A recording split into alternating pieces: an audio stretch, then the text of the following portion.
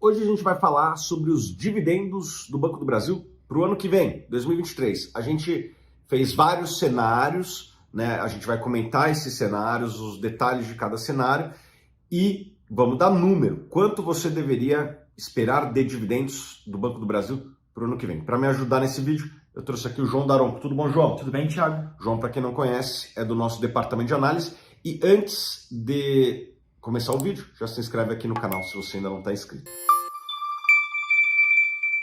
Bom, João, a gente traçou 3 cenários possíveis de dividendos para o Banco do Brasil em 2023, né? Para o ano que vem. Quem tem ações hoje ou quem comprar ações hoje, né? Quanto deveria esperar de dividendos?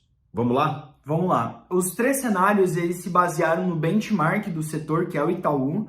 A gente comparou como é que o Itaú se comportava em relação ao Banco do Brasil em 3 governos diferentes. Governo Lula 1, que foi um governo bastante proveitoso para bancos, bastante bom para bancos. E nesse cenário, o Banco do Brasil performava com ROI 2% abaixo do Itaú, esse era o spread, 2%. Tá? No governo Dilma, esse spread cresceu para entre 5% e 7%, então mais do que dobrou, quase triplicou aí em média. E para o governo Bolsonaro, os 2 bancos negociam com spread zerado, né? Então vou explicar aqui para quem não entendeu, né? O ROI ela é uma medida de eficiência do setor bancário. Em teoria, quanto maior, melhor. E o Banco Itaú, ele é muito eficiente, ele sempre operou com o maior ROI do Brasil, não só no Brasil, como em nível mundial. O ROI do Itaú é muito alto. O Banco do Brasil, ele historicamente operou no governo Lula, né, que foi de 2003 a 2010, né, mais ou menos na média uns 2% abaixo da eficiência do ROI do Itaú. No governo Dilma, ele se tornou mais ineficiente, operando entre 5% a 7% de distância do Itaú, e mais recentemente no governo Bolsonaro começou a operar ali muito próximo do ROI do Itaú nos últimos trimestres, principalmente no segundo e no terceiro trimestre, resultados que já são públicos, certo, João? Certo. E aí, para cada um desses cenários, a gente pegou essa rentabilidade que o banco consegue ter em cima do seu patrimônio líquido, estimou o patrimônio líquido para o ano que vem e com isso calculou o lucro líquido do banco, tá? Para passar para vocês, o lucro líquido no primeiro cenário que a gente tem seria algo como 29 bilhões de reais, que seria o Lula 1 com spread de 2%, que é um lucro interessante, né? É um lucro bom. A gente trabalhou com 20% de ROI para o Itaú ano que vem, certo? Certo. Tem em linha com o que os analistas têm projetado, é um número que a gente acredita factível, mais ou menos o ROI que o Itaú está entregando hoje. Então, se entregar aquele spread que o primeiro governo do Lula entregou, que era de 2 pontos, daria um lucro de 29 bilhões. O Banco do Brasil esse ano deu um guidance e tem entregue, inclusive, 40% de distribuição de dividendos, né? Do lucro distribuídos na forma de dividendo, o que a gente chama de payout, né? Se esta premissa se mantiver, o que eu acho factível, normal, não tem nada demais, daria um dividendo de 11,5% quando a gente considera o market cap atual de 100 bi. Ele deve distribuir 40% desses 29, que dá 11,5 bi, e aí os 11,5% de dividend yield no cenário 1. Beleza, esse é um cenário, vamos dizer assim, médio, de eficiência média.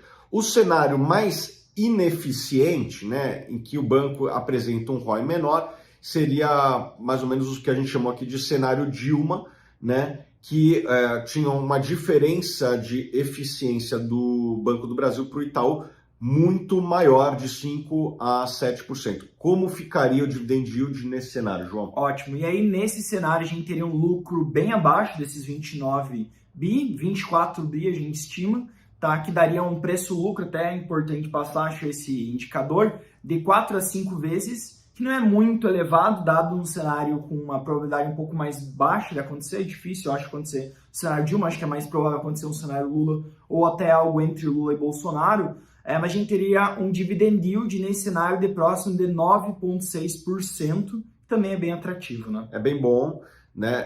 Tem que tomar cuidado, o pessoal fala, pô, por que um dividendo de 9,6 é bom quando o CDI é 14? Pessoal, tem que lembrar que o banco não está distribuindo 100% do lucro, né? Boa parte está sendo retido para continuar crescendo. A carteira do Banco do Brasil tem crescido esse ano, né? A carteira de crédito. Então, o dividendo não é tudo que você deve analisar. Parte do lucro, né, não é pouco, 60% do lucro é retido e com isso o patrimônio líquido do banco vai crescendo e o banco consegue trazer mais clientes, vender mais crédito, outros produtos para os clientes. O lucro do Banco do Brasil esse ano está crescendo bastante, acho que por volta de 30%, né? Um lucro que está crescendo de maneira expressiva. Muito desse crescimento é porque foi retido lucros no passado. Então, tem que tomar esse cuidado. Não compare um dividendo somente com o CDI. Você tem que comparar o CDI, se quiser fazer essa comparação, adicione também o crescimento do lucro, né? Não somente o dividendo na comparação.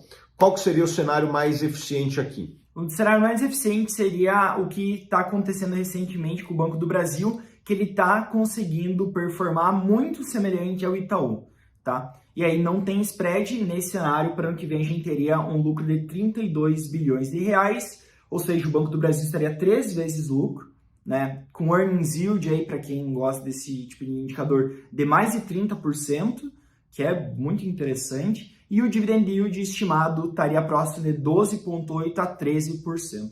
Ótimo, então vamos pegar aqui o range, né, do pior para o melhor cenário. O pior cenário seria 9,6%, o melhor cenário seria 13%. O que eu acho que vai acontecer, né?